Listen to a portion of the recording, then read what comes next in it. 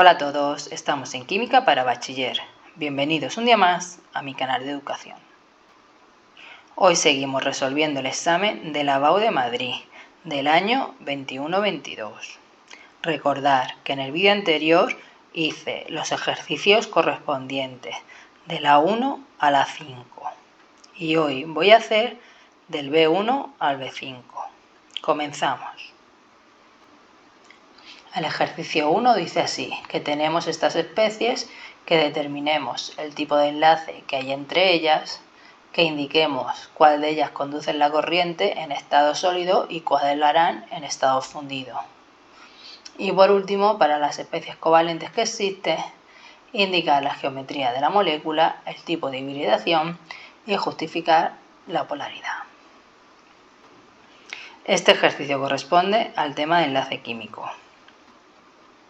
Vamos ya con el apartado A. Tenemos 4 especies, el hierro, el BH3, el CHCl3 y el MgF2. El hierro es un elemento metálico, por lo tanto forma enlaces metálicos. Después tenemos el BH3 y el CHCl3. Está formado por elementos no metálicos, por lo tanto forman enlaces covalentes. Y por último tenemos el MgF2, que está formado por un metal y un no metal. Esto significa que es un enlace iónico.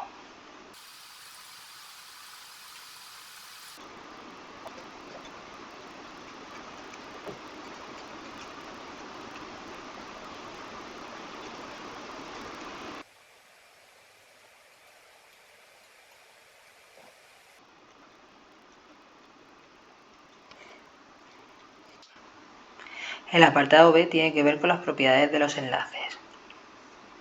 Las sustancias iónicas solo conducen la electricidad en estado fundido o en disolución.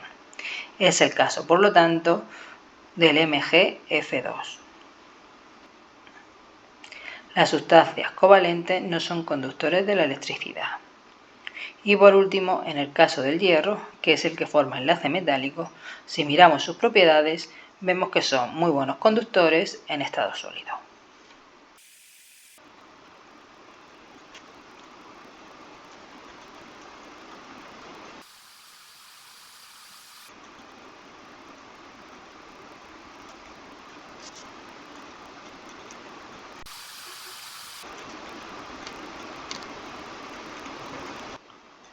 El apartado C lo que te dice es las especies covalentes, que ya hemos dicho que es el BH3 y el CHCl3, que indiquemos su geometría, la hibridación del átomo central y justifiquemos su polaridad. La geometría molecular la vamos a determinar a partir de la teoría de repulsión de pares de electrones de la capa de valencia y la teoría del estado de valencia. Recordemos que con la teoría del estado de valencia introducimos el concepto de hibridación.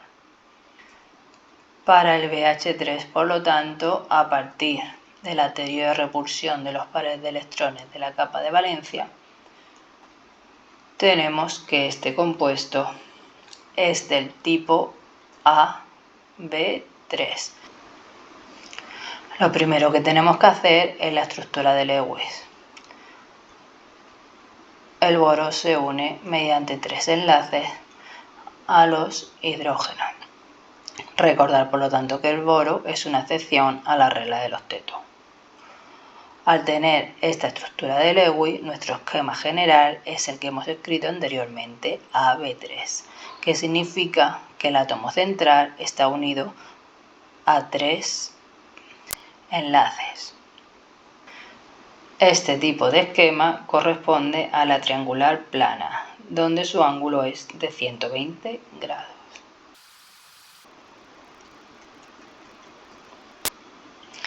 Si la dibujamos sería, aquí está el boro y aquí tenemos los hidrógenos. Esto significa que la distancia entre los hidrógenos es la misma. Por lo tanto, el momento dipolar es igual a 0, lo que significa que la molécula es apolar.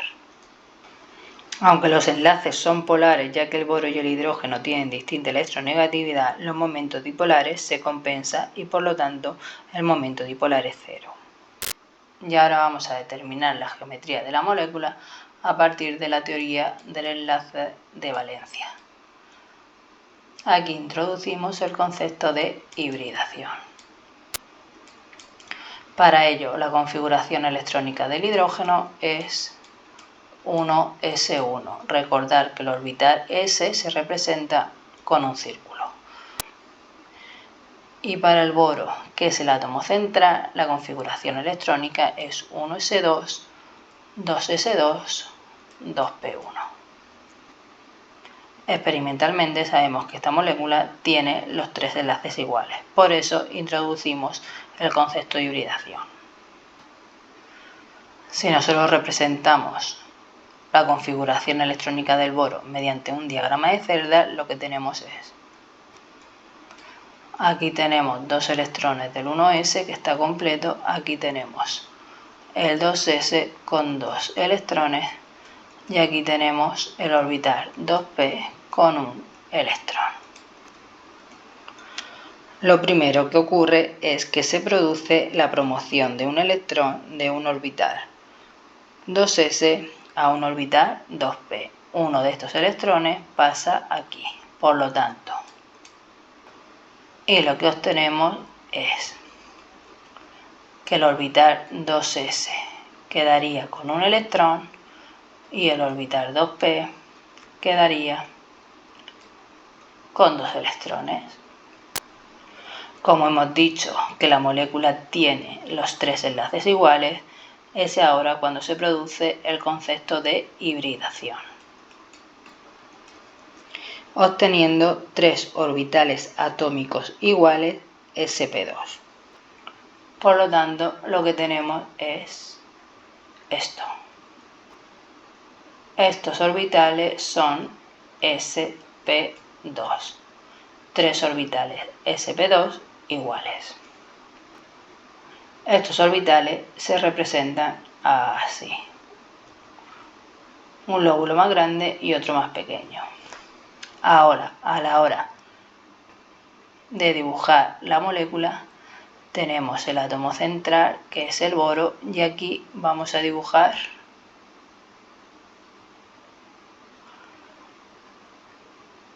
los enlaces.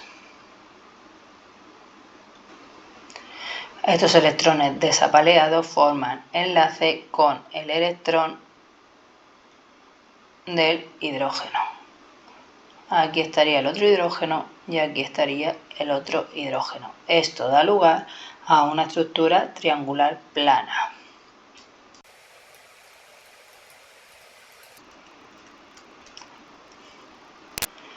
Donde el ángulo es igual a 120 grados. Si lo dibujamos de otra forma, esto da lugar aquí el hidrógeno y aquí el hidrógeno. Vemos que a partir de la teoría del enlace de valencia o la teoría de repulsión de los pares de electrones de la capa de valencia, obtenemos la misma geometría. El boro y el hidrógeno tienen distinta electronegatividad, pero sin embargo el conjunto de la molécula hace que el momento dipolar total sea igual a 0, porque los momentos dipolares se compensan y en consecuencia, como hemos dicho antes, la molécula es apolar. Vamos ahora con la molécula CHCl3. Primero vamos a determinar la geometría a partir de la teoría de repulsión de los pares de electrones de la capa de valencia. Lo que primero tenemos que hacer es la estructura de Lewis. La estructura de Lewis saldría el carbono unido a los tres cloros y al hidrógeno. Esto significa que nuestro esquema general sería AB4, lo que significa que el átomo central está unido mediante 4 enlaces. Este esquema general corresponde a una estructura tetraédrica, donde el ángulo es de 109 grados.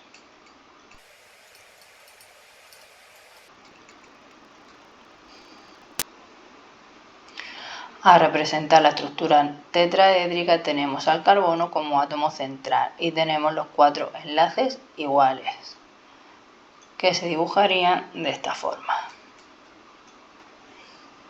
Aquí tenemos al hidrógeno, aquí tenemos un cloro y otro cloro.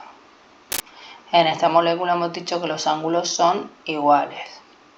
Sin embargo, podemos decir que esta molécula es una molécula polar, ya que el momento dipolar total es distinto de cero. Esto es debido a que el hidrógeno y los cloros tienen distinta electronegatividad y por lo tanto los momentos dipolares no se compensan. Vamos a determinar ahora la geometría de CH-Cl3 a partir de la teoría del enlace de valencia y por lo tanto tenemos que introducir, como hemos dicho antes, el concepto de hibridación en el átomo central. Nuestro átomo central es el carbono. Si hacemos las configuraciones electrónicas de los tres elementos, lo que tenemos es que el hidrógeno es 1s1 y hemos dicho que se dibuja con un círculo. En el caso del carbono, nuestra configuración electrónica es 1s2, 2s2, 2p2, siendo este, recordar, el átomo central. Y la configuración electrónica del cloro sería 1s2, 2s2, 2p6, 3s2, 3p5. Los orbitales p se dibujarían así. Y ahora vamos a dibujar el átomo de carbono a partir de diagrama de Cerda. En el orbital 1s tenemos los dos electrones, aquí tenemos el orbital 2s con dos electrones y aquí tenemos el orbital 2p con dos electrones, 2p. Lo primero que tiene que ocurrir es la promoción de un electrón del orbital 2s al orbital 2p. Uno de aquí pasaría aquí. Y lo que quedaría es que el 2s quedaría con un electrón y el 2p quedaría con 3 electrones. Ahora sí, lo que se produce es el concepto de hibridación, obteniendo 4 orbitales atómicos iguales sp3, con un electrón cada uno. 1, 2, 3 y 4. sp3. Este tipo de hibridación sp3 lo que nos dice es que nuestra geometría está formado por 4 enlaces idénticos. La representación de cada orbital atómico sp3 sería así: un lóbulo grande y otro pequeño con un electrón. Si nosotros dibujamos la molécula, lo que tenemos es el átomo central, que es el carbono. Ahora vamos a dibujar los 4 orbitales sp3 iguales, con un ángulo de 109 grados. Más o menos. Aquí tendremos uno, aquí tendremos el otro, aquí tendremos el otro y aquí tenemos el otro. Solo hemos dibujado un lóbulo. A cada uno le vamos a colocar nuestro electrón. Ahora, este electrón formaría el enlace con el electrón que tenemos del hidrógeno. Por lo tanto, lo dibujamos redondo. Y estos 3 electrones formarían los enlaces con el electrón que queda del orbital p del cloro, ya que recordar, el orbital 3p quedaría 1, 2, 3, 4 y 5. Este electrón es el que utilizamos para formar el resto de los enlaces. Esto quedaría un electrón aquí y otro aquí. Este sería el orbital p, este sería otro orbital p y este sería el otro orbital p del cloro. Esto es lo mismo que poner el carbono con el hidrógeno, el cloro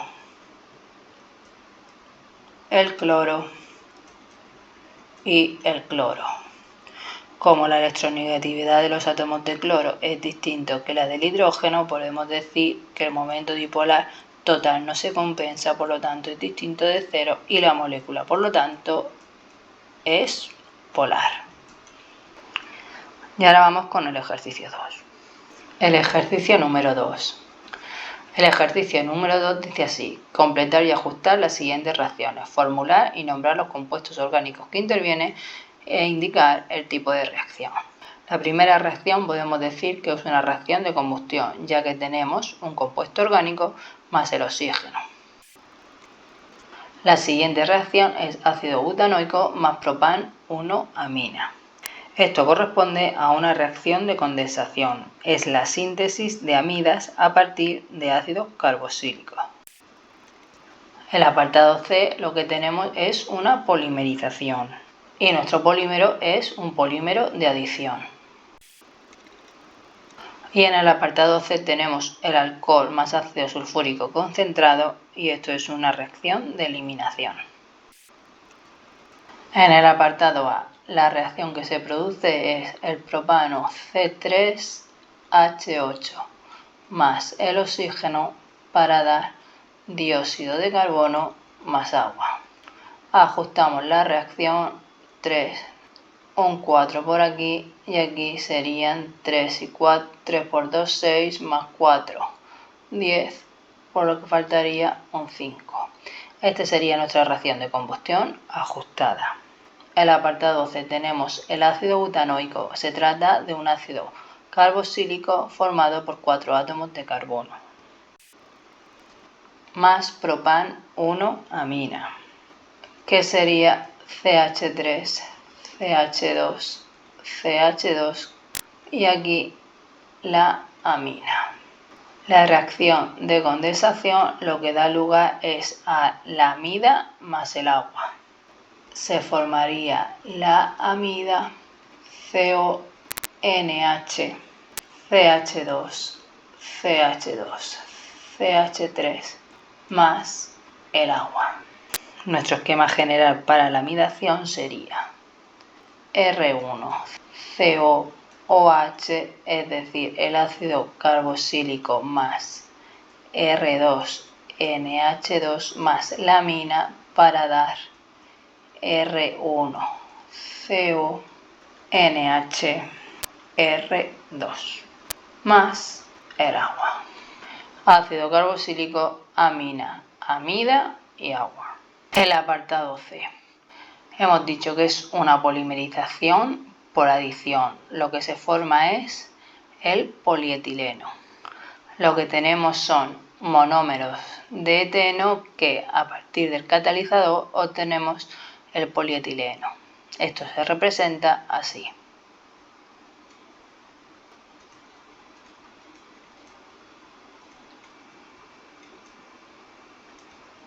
Se forma el radical y después lo que obtenemos es esto, siendo por lo tanto esta unidad la que se repite. Este es el polietileno. Y por último vamos a la reacción de eliminación. Lo que tenemos aquí es el propan-2-ol o el 2-propanol más el ácido sulfúrico concentrado. La reacción general de esta reacción de eliminación es el alcohol más el ácido sulfúrico concentrado y calentando a 180 grados obtenemos el alqueno más el agua. Aquí puede ocurrir dos cosas. Si el alcohol es simétrico, se obtiene un único producto. Sin embargo, si el alcohol es asimétrico, se obtienen dos productos, uno mayoritario y otro minoritario. Y el producto mayoritario que se obtiene es el alqueno más sustituido y sigue la regla de Saitev.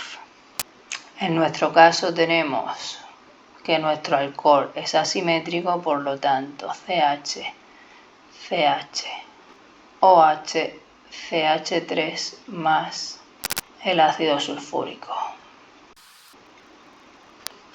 El enlace se puede formar aquí o se puede formar aquí. Como es simétrico, da igual donde lo formemos. Por lo tanto, nuestro producto sería CH3, CH doble enlace CH2 más agua. 1, 2 y 3. Nuestro compuesto es el propeno. Hemos dicho que como el alcohol es simétrico, solo se obtiene un alqueno. Sin embargo, si el alcohol fuese asimétrico, se obtendría como producto mayoritario el alqueno más sustituido. Y sigue la regla de Saitev.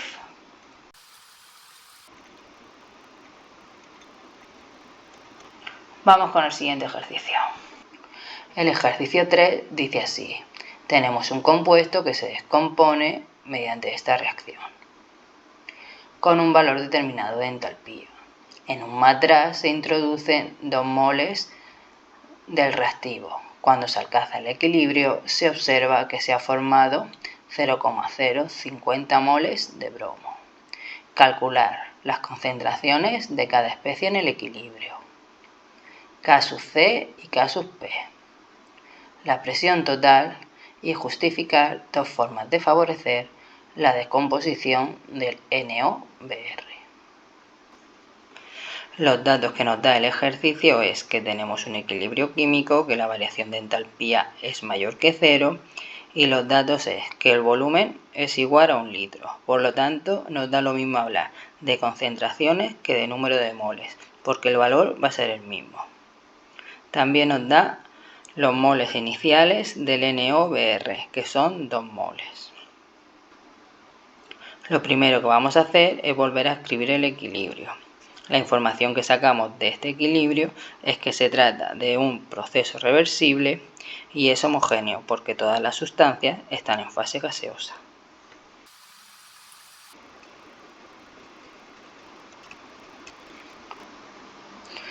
Vamos ya a empezar con el apartado A. Para determinar las concentraciones de cada especie, primero tenemos que saber lo que ocurre a lo largo de todo el proceso hasta llegar al equilibrio. Primer paso: poner lo que inicialmente tenemos en la reacción. Inicialmente tenemos reactivo, que sería los moles iniciales, que en nuestro caso hemos dicho que son 2. Los productos no tenemos nada y nada. Siguiente paso: las sustancias que desaparecen. Las sustancias que desaparecen son los reactivos. Las sustancias que desaparecen serían X, como tenemos un 2, serían 2X.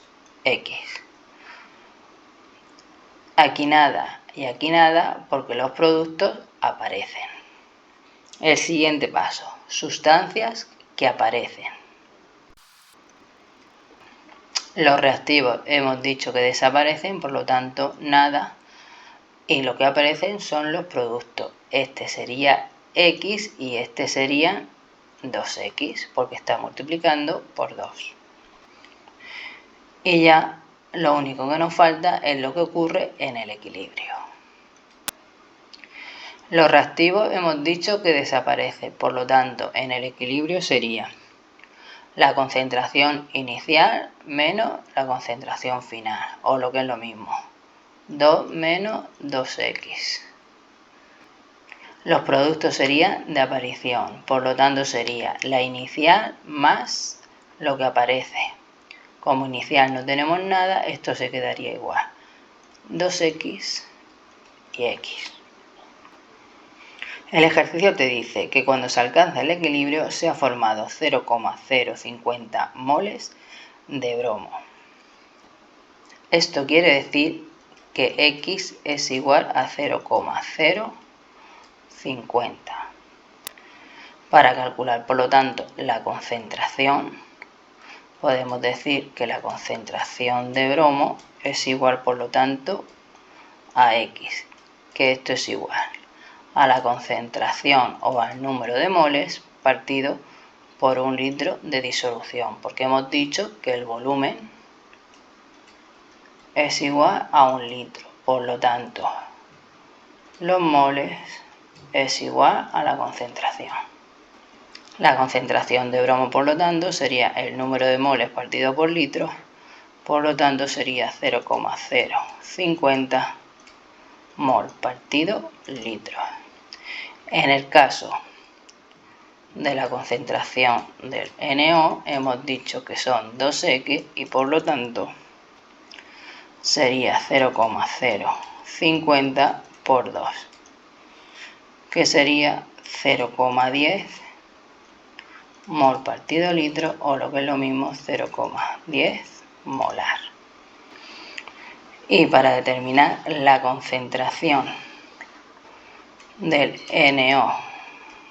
NOBr, esto es igual a 2 menos 2x. Primero vamos a calcular los números de moles en el equilibrio y después ya calcularemos la concentración.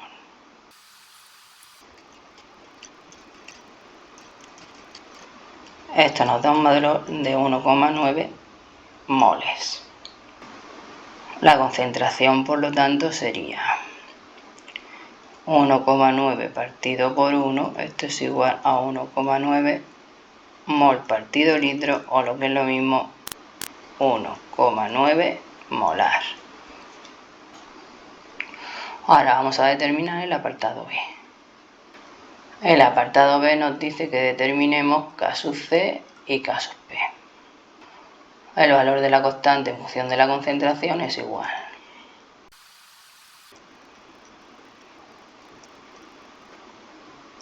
Sustituyendo los valores tenemos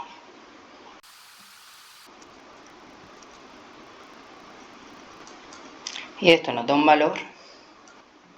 Recordad que las constantes de equilibrio son adimensionales. Y ahora vamos a calcular K sub P. Hay una ecuación que relaciona K sub C y K sub P, que nos dice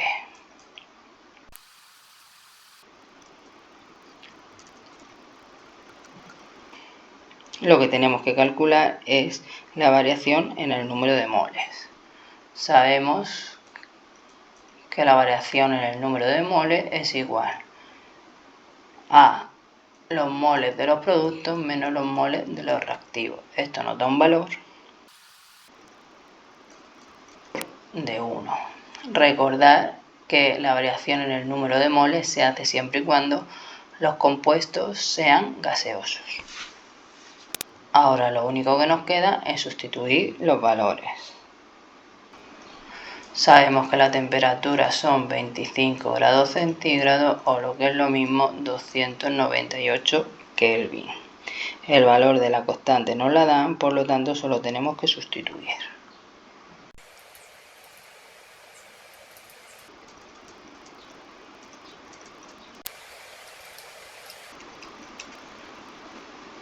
Esto nos da un valor de 3,38 por 10 elevado a menos 3. Vamos con el apartado C. Nos dice que calculemos la presión total. Eso lo podemos calcular a partir de la ecuación de Clapeyron, que te dice que P por V es igual a nRT. Si hablamos de presión total, también hablamos del número de moles totales. Los números de moles totales serán los moles que intervienen en todo el proceso, que serían los moles en el equilibrio del NOBr más los moles en el equilibrio del Br2 más los moles en el equilibrio del NO. Esto sería igual a 1,9 más 0,1 más 0,05, que nos da un valor de 2,1 mol. Sustituyendo nuestra ecuación tenemos, sabemos que la temperatura son 298 Kelvin, que el volumen es igual a 1 litro, por lo tanto la presión total es igual.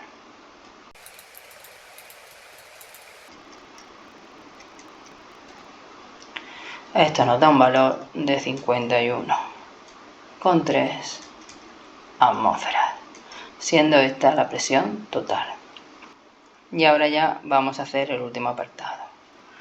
El apartado D nos dice que justifiquemos de dos formas distintas cómo se favorece la descomposición del NOBR. Este apartado es una aplicación directa del principio de Le Chatelier. Para favorecer la descomposición del NOBR, lo que significa es que tenemos que gastar NOBR, lo que significa que tenemos que aumentar la concentración de los productos. Y por lo tanto, si aumentamos la concentración de los productos, lo que significa es que tenemos más productos y en consecuencia el equilibrio se tiene que desplazar hacia la derecha.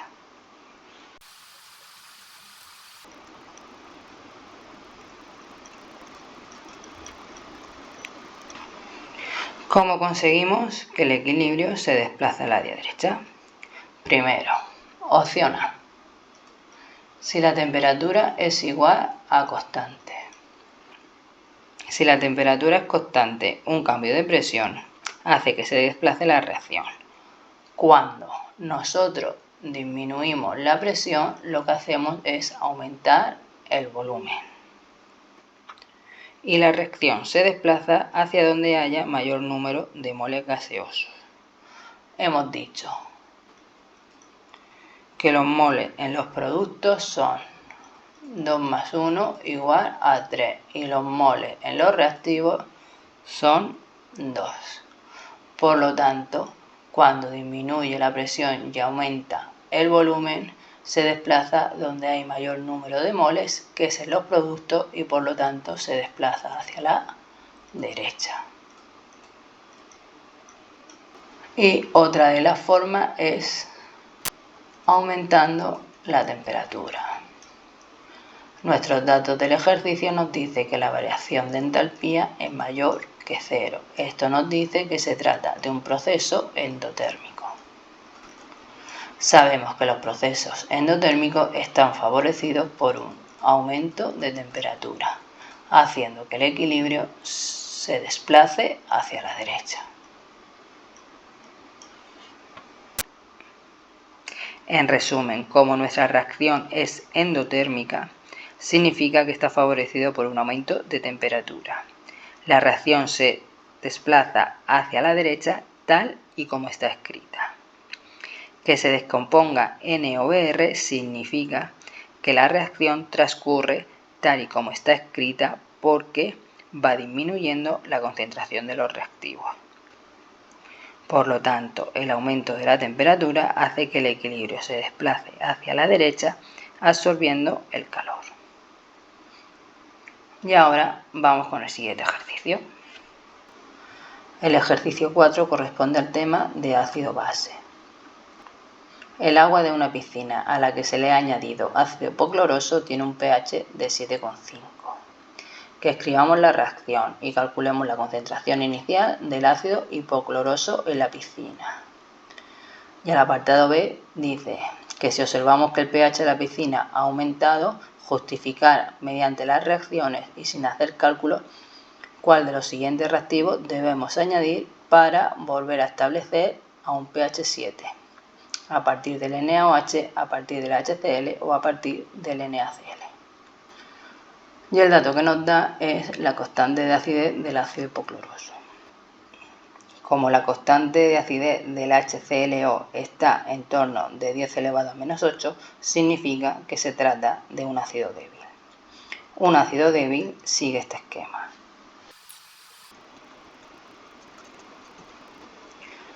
Como se trata de un ácido débil, hemos puesto las dos flechas.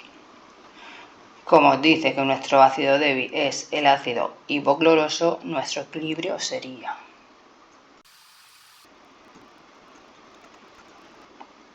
nos dice que el pH es igual a 7,5. A partir del pH podemos determinar la concentración del H3 o más.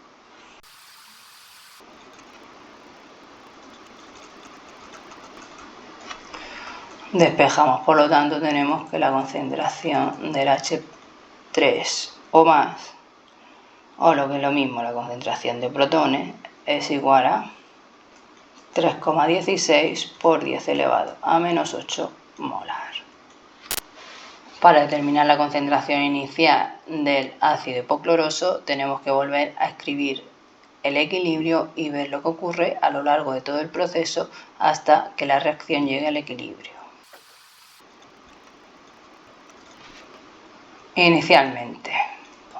Inicialmente lo que tenemos es la concentración inicial del ácido hipocloroso y no tenemos productos. Segundo paso, calcular las sustancias que desaparecen. Las sustancias que desaparecen son los reactivos. Esto será X, aquí nada y aquí nada, porque los productos son sustancias que aparecen. A continuación tenemos que ver lo que aparece. Aquí nada y lo que aparece sería X y X. Y ahora tenemos que determinar la concentración en el equilibrio. Para los reactivos sería la concentración inicial menos X y para los productos serían X y X. El valor de X es conocido, que hemos dicho que es igual a la concentración de los protones, que nos lo da el valor de pH.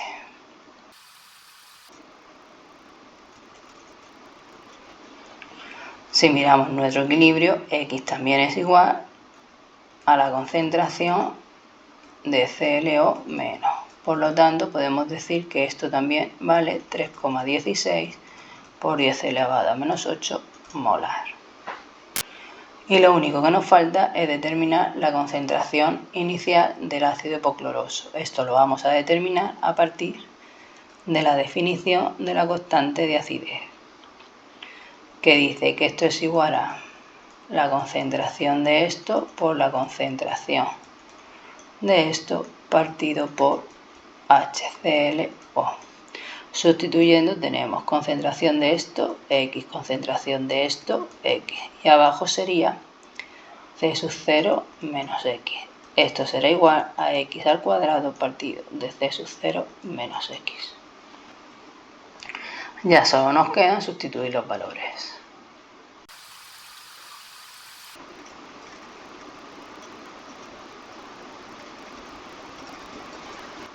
Esto sería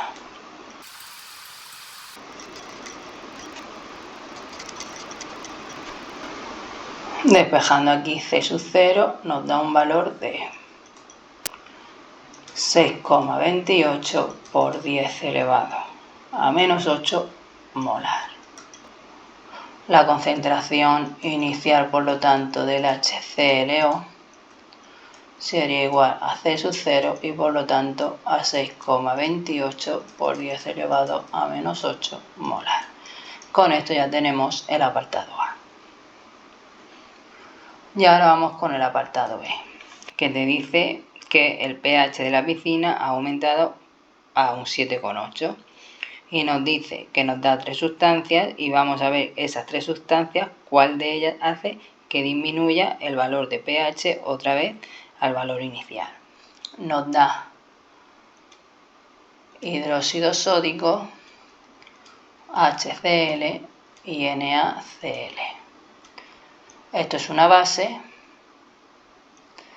esto es un ácido y esto es una sal.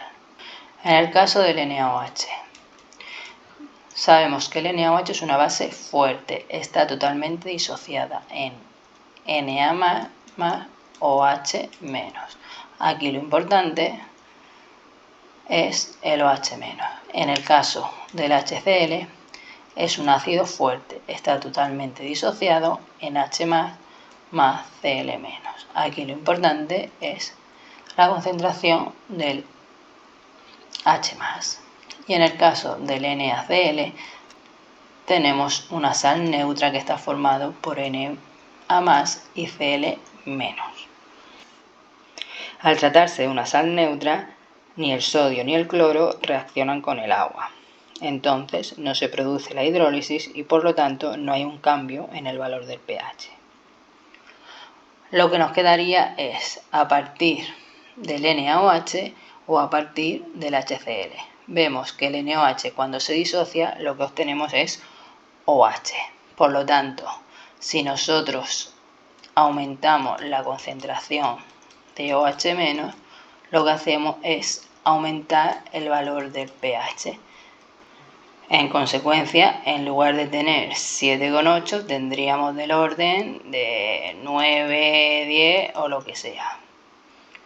En el caso del HCl, lo que hacemos aquí es, al añadir HCl, aumentamos la concentración del H+. En consecuencia, disminuye el valor del pH.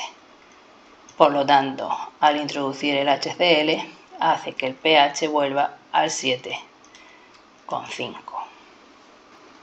Recordad que el pH ácido es de 0 a 7 y el pH básico está de 7 a 14. Y ahora ya vamos con el último ejercicio. El ejercicio 5 corresponde al tema de oxidación-reducción. El ejercicio te dice que dibujemos el esquema de una pila y también que escribamos las reacciones que tienen lugar en el ánodo y en el cátodo y por último calcular el potencial de la pila. Nos dicen que dibujemos una pila con una barra de cadmio y la otra de plata. Para ello nos dan los potenciales normales del cadmio y de la plata. El potencial normal del cadmio es negativo y el potencial normal de la plata es positivo. Esto significa que en el electrodo de la plata es donde se produce la reducción. Por lo tanto, la reducción ocurre en el cátodo y es la plata, y la oxidación ocurre en el ánodo y es del cadmio.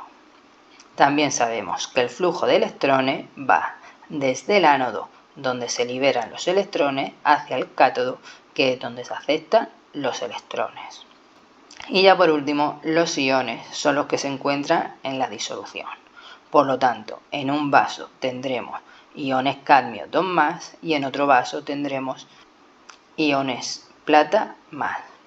Ahora ya vamos a representar la pila. Hemos dicho la reducción en el cátodo y es el par de la plata. La oxidación ocurre en el ánodo. Es el que tiene potencial negativo que corresponde al par del cadmio. Para representar la pila tenemos aquí el vaso de la disolución, aquí el otro vaso de la otra disolución. Aquí tenemos nuestra barra de cadmio, aquí tenemos el voltímetro y aquí tenemos nuestra barra de plata. Esta es la barra de plata, esta es la barra de cadmio, por lo tanto aquí tenemos la disolución de cadmio 2+, y aquí tenemos la disolución de plata más. Hemos dicho que el flujo de electrones va desde el ánodo hacia el cátodo, por lo tanto los electrones van por aquí, así. Esto es el ánodo y esto por lo tanto es el cátodo. Y lo que nos falta aquí es el puente salino. Así.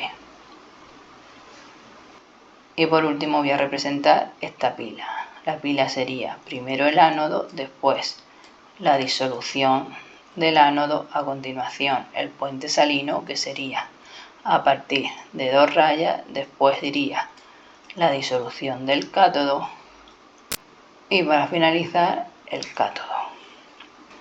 El cadmio sólido, después sería la disolución de cadmio 2+, después sería la disolución de plata y ya para terminar sería la plata sólida. Esto sería nuestra representación de la pila. Esta sería la parte del ánodo y esto sería la parte del cátodo. Y recordar que estas dos líneas representan a nuestro puente salino. Y ahora ya vamos con el apartado B, que nos dice que escribamos las reacciones. Hemos dicho en función de los potenciales que en el cátodo es donde se produce la reducción, y la reducción es de la plata. Por lo tanto,